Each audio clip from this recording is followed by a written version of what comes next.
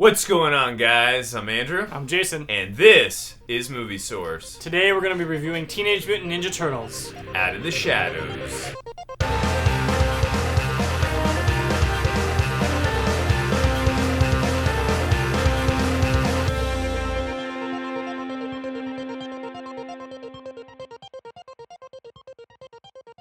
Alright, so Teenage Mutant Ninja Turtles Out of the Shadows is directed by Dave Green. The only other film on his filmography is Earth to Echo. It's a pretty good film, actually. So that's all really is on his resume. Now, I actually enjoyed the first Teenage Mutant Ninja Turtles, the one in 2014. It's not, for me personally, it's not as good as the 1990 or even Secret of the Ooze, but I still did enjoy it, especially the Turtles. I loved watching them.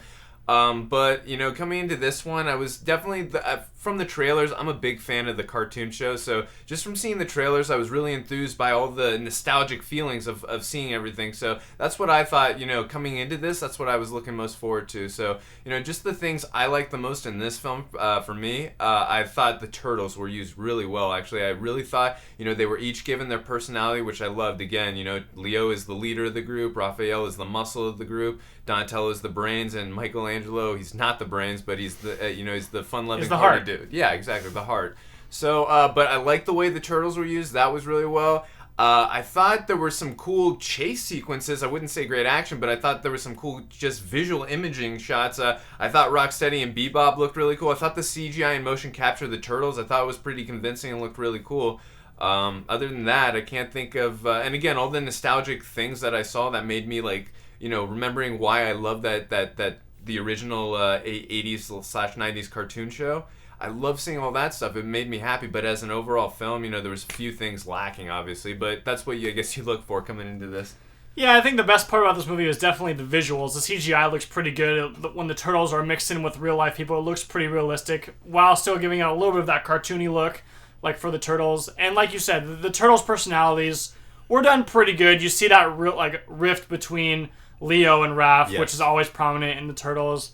You see Michelangelo always cracking jokes. They make Donnie really nerdy in this series, which I guess it works, and I think he's pretty funny too. But other than that, there's really not too much to be all that excited about. There's not really any real fight scenes, maybe like a couple where, you know, you see them fighting Bebop and Rocksteady, and I mean... That's all I can think of, though. But even that, like, it's not even like hand-to-hand combat, really. It's just like, you know, them running around and bumping into things and that kind of thing. Yeah, so that's actually one of my... let's go over some negatives. That's actually one of my negatives, what you just mentioned. If you watch the first film, there's actually a lot of hand-to-hand combat, and while I did like that they made the Foot Clan in this, you know, more ninja-y, you know, with their swords and not with machine guns like in the first film, I love that aspect. But the Turtles barely fight them in the film, and also, like you said... They really barely fight anybody. But there's hardly any hand-to-hand combat, which I thought were one of the highlights of the first film. That's something I really enjoy. I'm like, damn, watching Splinter go after Shredder, like the one-on-one fights, watching the Turtles fighting the Foot Clan with machine guns in the first film, I loved all that stuff. There's just nothing here. It's, again, great visuals, good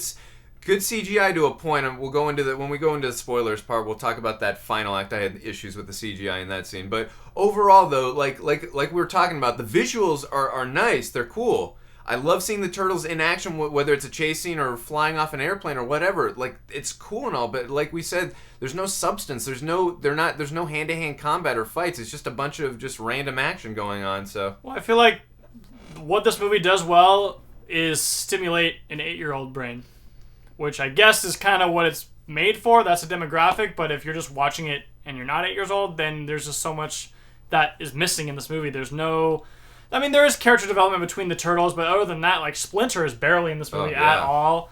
April O'Neil just says things and does nothing. Casey Jones was really a disappointment for me, too. I thought he was going to be a cool character, but he was not at all. And Shredder did nothing in this movie except for tell you his plan, and then... I thought he was a better actor, though, in the first film. I mean, he was actually, like, in the first one, you never even saw his face, and then I thought he looked sick in that...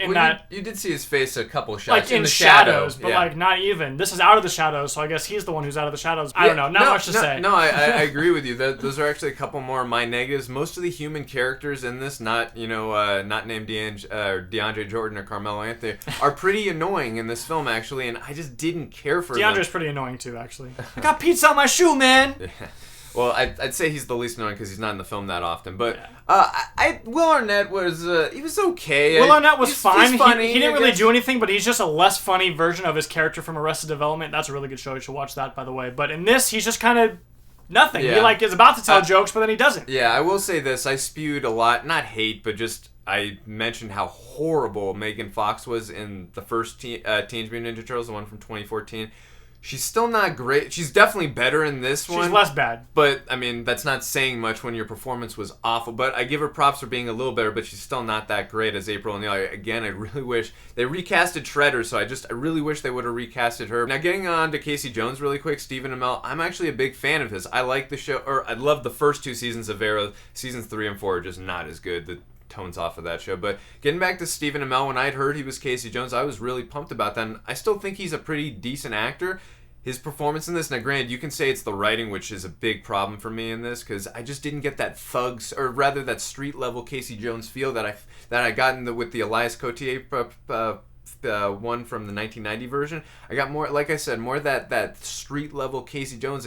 This one he felt like it just felt shoehorned in and forced, and he just felt more like a goody cop. He was just kind of there. Like in the beginning, he had some action scenes where he was fighting the Foot Clan, but then after that. Yeah, and also, too, I don't want to get too critical on Stephen Amell. Like I said, I do enjoy seeing him as Oliver Queen. He's awesome. And again, the writing is not very good in this film, other than the Turtles and a couple other sequences.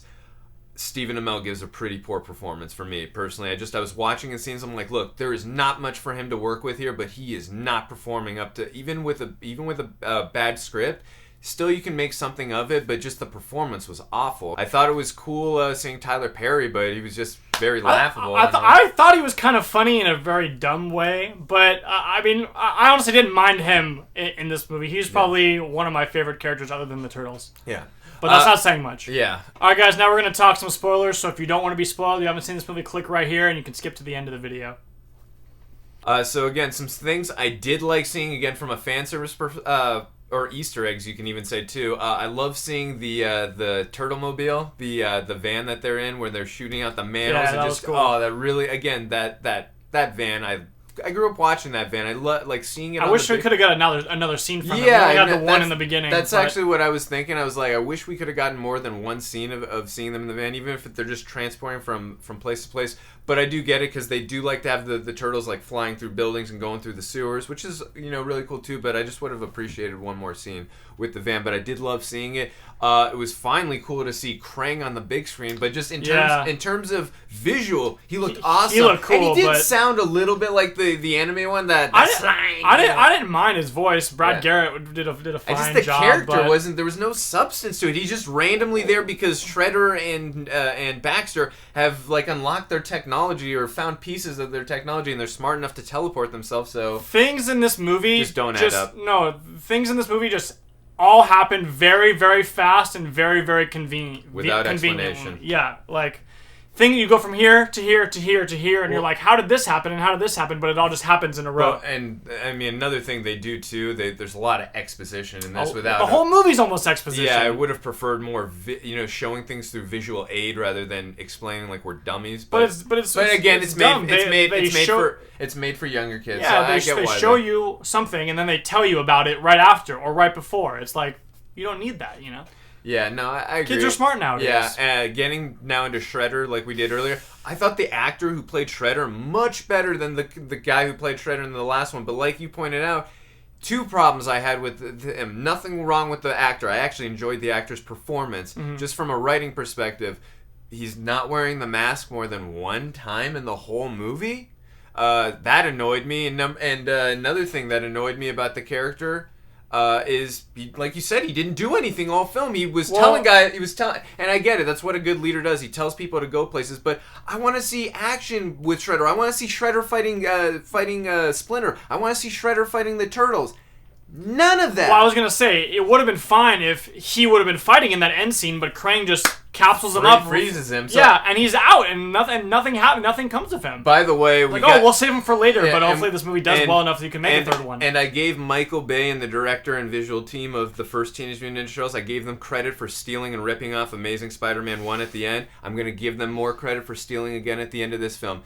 or rather a lot of the plot. The Avengers completely at the end, with the whole portal opening and stuff coming out of space, completely a ripoff. And then also number 2, Transformers 3 with the stuff with how the stuff all assembles and then stuff starts assembling like the Technodrome, just a complete ripoff again. And I get it, Michael Bay, Transformers, I get it, but it's just like, you guys can have an ending without ripping off someone else's ending. It's okay. The Turtles do stand on its own pretty cool. So that's just my take on it. Now, some more, and again, another issue I had with Splinter. I thought they improved the look on Splinter because I did not like you in the first film.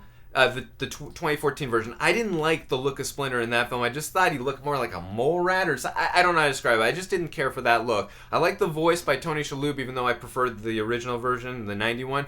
But I still enjoyed Tony Shalhoub, and I did like him in this. But like you said, he's barely in it. But I did like 2 scenes maybe. Yeah, if that. And I did like the CGI or motion capture look of Splinter a lot more in this than in the first film. He looked better, but still didn't really do it for me. I don't know. That's just not what I envision when I picture Splinter. I don't imagine like the Fu Manchu mustache and goatee. I don't know. And also Casey Jones, and I get it. Stephen Amell is a good-looking individual. We have to show his beautiful, pretty face. But Casey Jones, and again, this is the origin story of Casey Jones for sure. That I didn't mind, but it's like, can we have more than 30 seconds of Casey Jones in the hockey mask? I don't know. It's just that's what I envision when I think of Casey Jones, and I get it. It's the origin story. I know.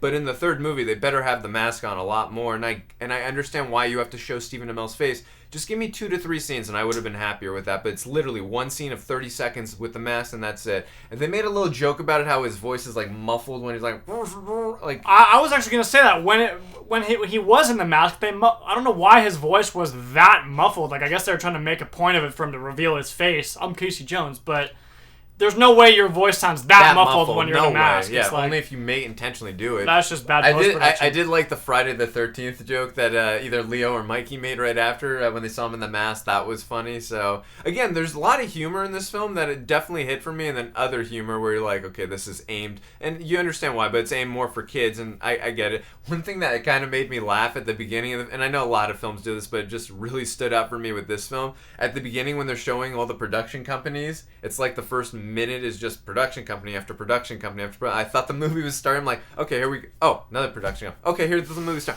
Oh, another production. Okay. Oh, another production. Jesus, how many companies did it take to make this movie? But anyways, just overall thoughts. It's entertaining in parts. If you're a big Teenage Mutant Ninja Turtles fan, like I was of the show, you're gonna see parts in here that really tingle your nostalgia, your childhood nostalgic moments that you had watching this. So again, if you're a big fan of Teenage Mutant Ninja Turtles, you should definitely just check it out from that perspective of getting to see stuff that reminds you of your childhood and nostalgic moments for sure. But as an overall film, like I said, there's not really much. The story was not very well fleshed out. The characters, the human characters at least, are just randomly thrown into the picture. And other than April, she's got a few things to do. I did like a couple things she did investigating. I just didn't like the actress portraying the role. But the human character is not very, very well written. But I did like how the turtles were written. The direction is okay in this. The CGI, seeing the Technodrome was really cool, but the CGI overall, it just felt like a CGI fest at the end. Before that, I love seeing the motion capture of the turtles. That all looks good, and I thought Splinter was improved. The turtles, like I said, I love seeing the four of them. Their chemistry together, it really works for me, especially as you pointed out. I love seeing Leo and Ralph Raphael, when they argue. I love seeing that rift in their relationship. It's very good. I'm going to give this film a 6 out of 10. I agree with most of what you said. I'm just going to say that my favorite part of this entire movie was the credits. Not because the movie was over, but because the song and the cartoon at the end was pretty sick. I did like that. That was awesome. I was smiling at that more than any other part in the movie. I didn't have high expectations going in, and I was pretty validated. I'm going to give it a 6.5 out of 10. Alright guys, well that's going to do it for this video. Let us know what you thought about this movie in the comments section, and if you like these videos, you can hit the subscribe button. See you guys next time.